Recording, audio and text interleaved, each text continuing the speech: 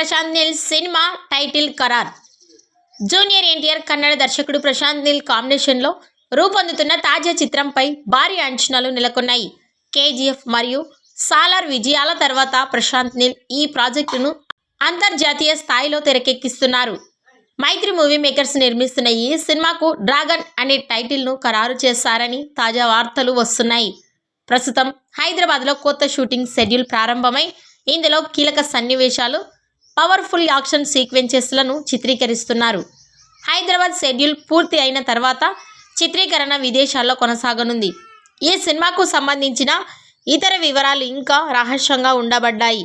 కానీ భారీ budget, global sketch, NTR Prashanth Neel combination కారణంగా ప్రేక్షకుల్లో భారీ ఉత్కంఠ నెలకొంది.